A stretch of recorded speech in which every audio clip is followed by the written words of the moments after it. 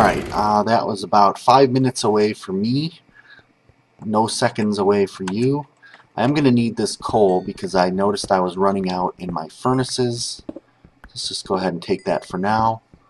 I may end up building, depending how far I go, I may end up building another crafting table and all that stuff up ahead, but hopefully I won't waste material since I didn't bring that much wood with me. And do I have any more slabs? I don't. Alright, that's fine for now.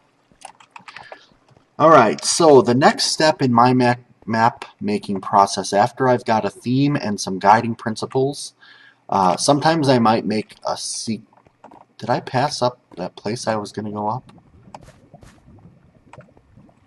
Sometimes I may make a series of here it is, sub-guiding principles. So I may make like some secondary principles. Sometimes I don't. It just depends on the situation.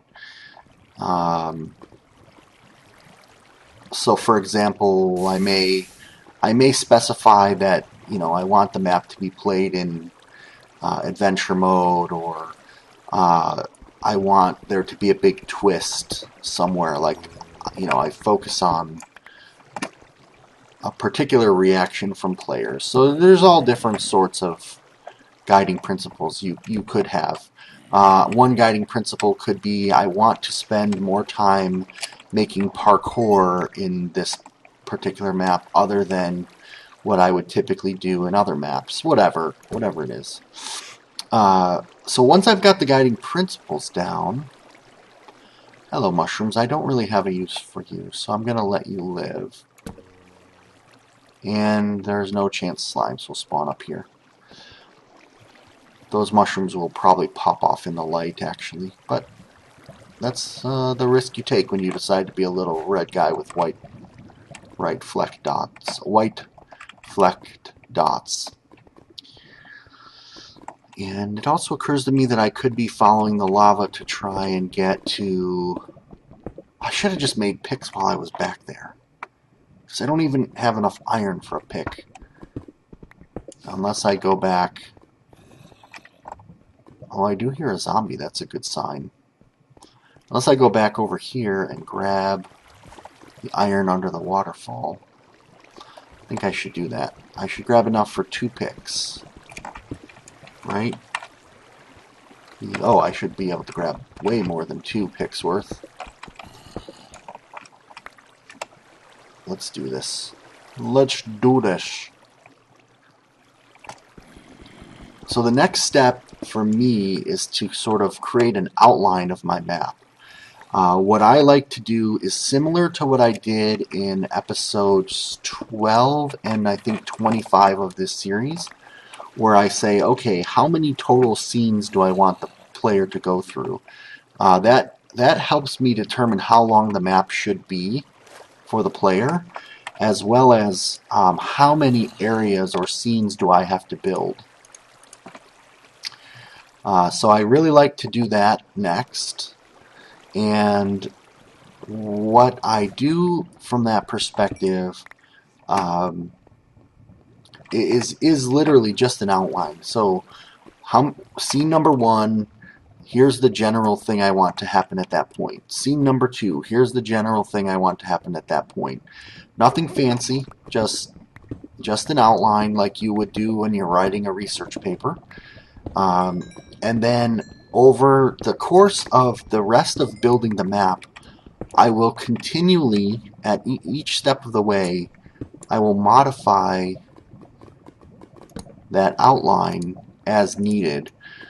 So if I decide to change the outline, if I decide to add something to the outline, and I usually use Microsoft Excel because to me it's just easiest. I'm going to go ahead and split this stack, even though it's a little inefficient. It'll be a little faster. Yeah, and I heard a zombie, so I'm going to just take a peek around here while that's... Okay, there's clearly not a zombie in here, but I can grab some more redstone and some more experience. I'm going to have plenty of redstone. Although I say that, and then I always end up needing more of everything I say I'm going to have plenty of.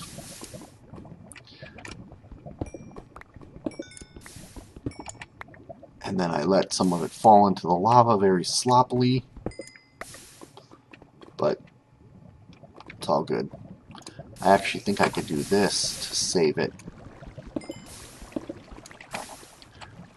Because I think the lava will be faster. Okay, so then I have my outline. And the way that I like to do the outline, this is another reason I like to do it in Excel, is I basically make the outline in the first column. So the first column, if you think vertically, will have the scene number and then what's in it.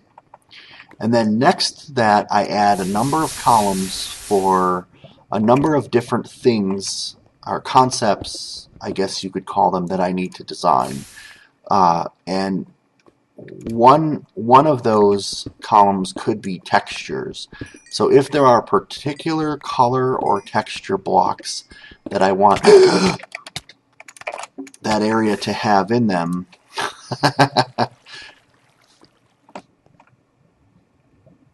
thought I just heard a creeper sound, then I will note that in the outline. If I'm not using a custom texture pack, then sometimes I don't do that. But I might say the biome, for example, there may be a biome column. So here's what the scene is, here's what biome it needs to take place in. And when I say biome, I don't necessarily just mean the Minecraft biomes. I also mean, you know, is it in a city? Is it in a modern setting? Is it in a, well, jungle is a Minecraft biome, but is it in a town? You know, that kind of thing. What is the surrounding that the player will need to feel like they are in that type of area? So I usually put that in the next column. Then next to that, I usually have a story column.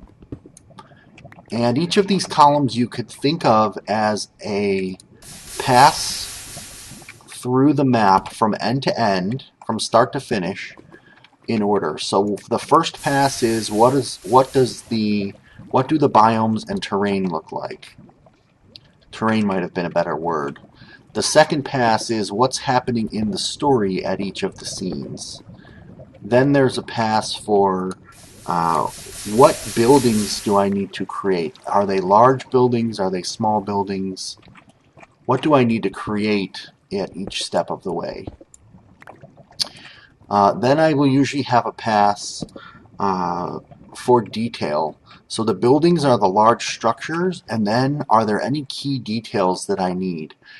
So for example, in this map, the structures of the buildings that I would have wrote down when we were talking about the Rhino Mountain Base Camp would probably be like the tents.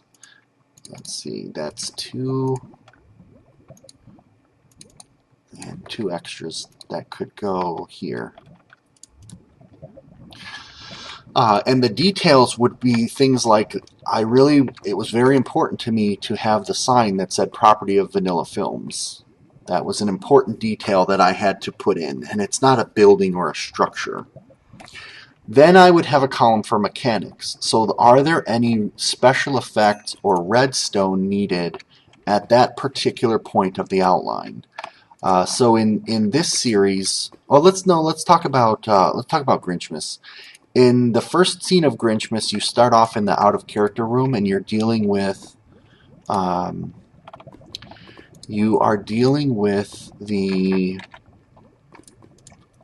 rules. No mechanics in there, but I had details that I wanted to cover, such as the texture pack use, the custom skin, that sort of thing. Then, in the next area, you enter the factory, and I wanted to have the mechanics of an elevator. Once you leave that scene and you go into the next room, I had the mechanics of the conveyor belt. So that's what I mean by mechanics. And I just make a list for each scene what mechanics will be needed. The next column that I would typically put in after mechanics are the NPCs. Now, I don't always do these in order. So for example, in this map, I'm going to be putting all the NPCs in pretty much last, with the story pretty much last, because I want to save some of that detail and their dialogue, their non-critical dialogue, side jokes, things like that, for a future episode when things are almost done, and I kind of add that as the final touch. But in Mars Mission, for example, it was very important to me to count the number of bots of each color, and each bot itself was an Easter egg named after somebody from the Minecraft community that I wanted to give homage to, and so it was very important to me that I kept track of how many bots I had and where they were, and then because I didn't want to add the same person twice and things like that. So that's my NPC column. Then I have what I think is a super, super important thing for map makers to think about, the gear column. So how often are you giving gear to your players? How much gear are you giving them? It's not...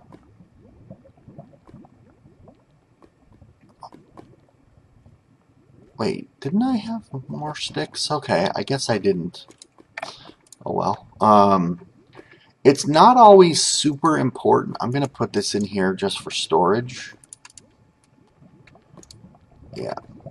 It's not always super important to track every piece of gear that you give players. But in an adventure map where you want them to be restricted to your storyline, or I should say in a map like a CTM, this is a really good example for a CTM. You might think, okay, yeah, in any map I need to make sure I first give them leather gear, then iron gear, and I don't let them have access to diamond gear until the end of the story, or whatever, whatever. In Blame the Controller's Kingdom of the Sky 2, he didn't want you to have the burden until you're going into the final battle, for example.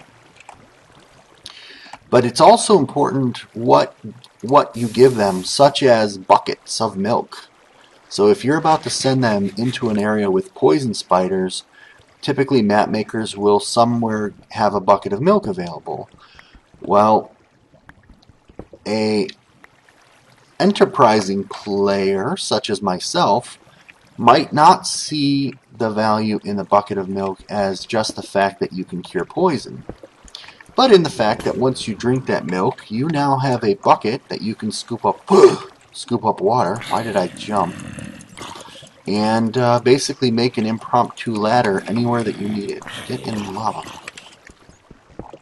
So it's important to me to write down things like how many buckets do I give the player, or how many pieces of iron do I give the player, and where in the map did I give them access to a crafting table, so I know where they could potentially start abusing what they've been given. Now, that's not important to track in all maps. Some maps the map maker doesn't care, or they will put in a rule that says you're not allowed to craft in this map, or you're not allowed to break blocks, because adventure mode wasn't foolproof. I think now adventure mode is going to be a lot more useful for having the map govern what the player can do. And my general philosophy is the fewer rules I need to give the player that they have to remember on their own, the better. I really don't want to have the player even have a possibility of cheating by accident because I didn't give them a good enough set of rules. Yep, I ran out of swordage. Was not thinking properly. Coming down into a mine without a sword. What? Yes. Yes. Alright. Oh! Oh no! That's not good. Poof. Just a minute, Enderman. I'm dealing with dealing with this other issue first. And then I'll whack you. There we go.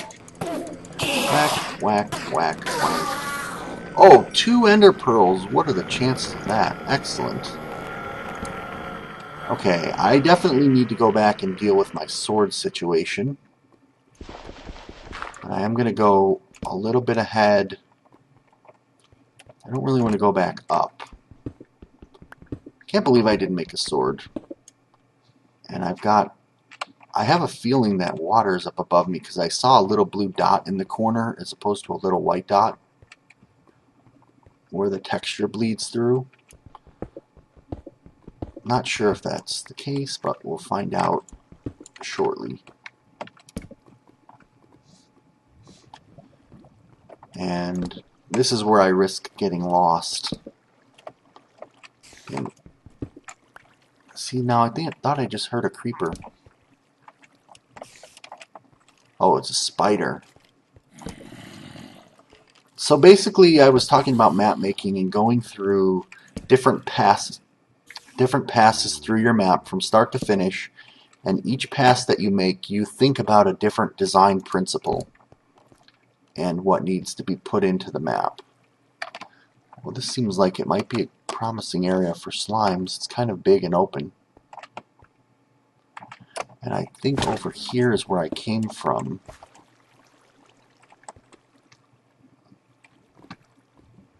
Did I put that cobble? Oh, I came from this way.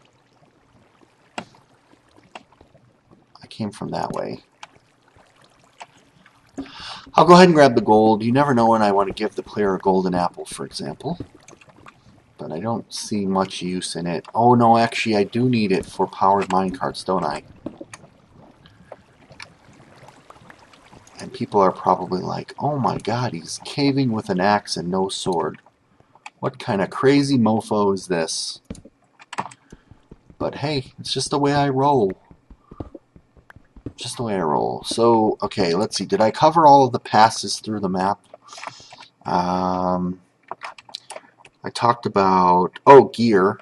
So then the last, pretty much one of the last ones that I do is a difficulty pass, although I kind of have this in mind the whole time. How difficult do I want each area to be? So this could be how many mob spawners or command blocks that spawn mobs do I add. It could be how many... I want to put something here. I want to just put something here so that I know which way back, which way is the right way back. And I think the right way back is it this way? No. I think it's up the waterfall, right? Yeah. So let's put an arrow on the ground here. Well, that ain't much of an arrow, is it? I think I'll know what that means. I think I'll know what that means. Oh, and I don't have torches either. So I do need to go back, actually, shortly.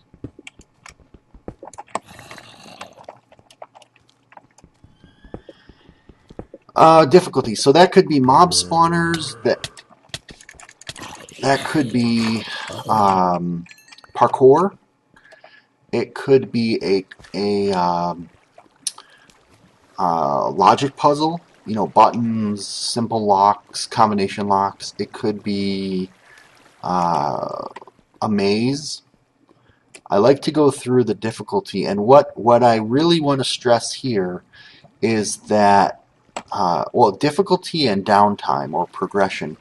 So you don't want to give the player a long stretch of downtime where they're just walking or not really doing anything or searching fruitlessly without finding something. If you want to have them do a search, like for scoring items, you want to kind of pace out how often they find things so that you can, so that they feel like they're being rewarded for their time and that they're making progress. You don't want them to get into a situation where they're like, I've been searching for 5+ minutes and I haven't found a single thing. This map sucks. So think about the difficulty at each step of the way, and is your difficulty, does it kind of ramp up and down? Think about a roller coaster. You have a lot of anticipation on the way up, and you have a lot of building excitement, and then you have a rush of action on the way down a big hill, and then maybe you twist them and throw them for a loop, and then you let it even out a little bit. Let them catch their breath. But so you give them a little hill. You don't give them a flat track, but you give them a little hill that they can kind of catch their breath, but they're still, what's coming next, what's coming next. And then you take them, back up another slightly bigger hill, or maybe bigger hill, and then down again. So you want to just kind of think through the pacing. Oh, tree, you are beautiful. And you want to kind of think through the flow and the player experience. And there is no one way to actually, there is no one perfect way, I should say, to pace a map. Some maps, and especially if you're just making like a mini game, then there's really not much to talk about other than the fact that you are having a kind of a one-trick pony. But if I think about a mini game such as Petals by DesiTM, within his mini game, and you can look up his YouTube channel for information about that, he has different waves of mobs and bosses that get stronger and have different tactics. And that is altogether important. I'm going to take this stuff out of here just so I don't forget to research these on the way back. That is altogether important in map making, is pacing and difficulty changes. So you're not just doing the one boss fight over and over again, which, I mean, come on, it can get boring. Like, let's be honest with each other here. I'm going to keep 8 wood planks this time on me. I'm going to go ahead and use up all of my coal from here. And did I leave any coal in this chest? I did not. I said 8 wooden planks on me, didn't I? Wait, why wouldn't I take them all? I think that's safe to do. I don't really need more saplings. I was kind of thinking about apples, but 8 wooden planks would give me a chest.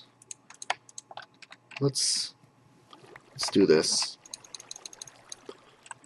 Let's just make it. Oh gosh, I came back for a sword. That's the whole reason I came back. Let me make some iron swords, and let me put down this. We'll hit it once with bone meal. See if I get really lucky. Nope. That's fine. Iron sword time. I don't have the iron on me. How's my armor doing, by the way? Not too bad. Iron sword. I have 1 extra iron pick. Okay. This is good. This is good enough. We'll do 1 iron sword and 1 more iron pick. I don't really intend to be doing a lot of battle, so I think this should be enough. And I don't want to create like a huge stockpile of crud that I have to then come back and drag up to the surface. Any apples down there? No apples. Alright, we're going to sprint back. See, this is way faster than this. Well, it's at least 10 to 50% faster. Okay, so back to the map making discussion and tips. Remember the passes that I said in the last portion, because they're going to come back. And what I mean by that is, remember that we're still talking about writing down on paper or in Excel or in Word or in whatever you use, Google Doc, your design, your outline, and you're fleshing out the outline from multiple perspectives. So it's not just the outline of the story, it's not just the outline of what you're building. It's all of the things side by side. And then if each scene is a row and each column is a design concept, you could go down any one column and you could see the pacing of the map, or you could read across any one row if you're visualizing this, and you can see at each scene what is happening, what the player is seeing, etc. I'm going to take these with, just in case I forget to loot this on the way back. It's just gold and iron, so it's not like groundbreaking if I lose it. So that's your design phase. And again, as you start into your building phase, you're going to go down the column and you're going to build each of those columns. You can do it in any order you want, but you're going to basically go through a process of building each of the things you designed. And as you build, you will realize, hey, I want to change this design, or I want to add additional details to this section here that I didn't plan for before because the build looks so good. You know, I want to modify it with X. So the things that you wrote down as design principles are not one-time exercises. They become the core of what you do over and over with your map. Okay, where did you go?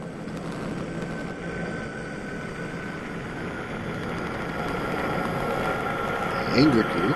Where did you go? There you are. I'm under a 2-block high thing. No ender pearl. It's fine. It's fine. Some endermen just, you know, they keep their pearls with them when they die. Sometimes I'm able to cut off their sack and take their ender pearls and use them. I hear slime, I think.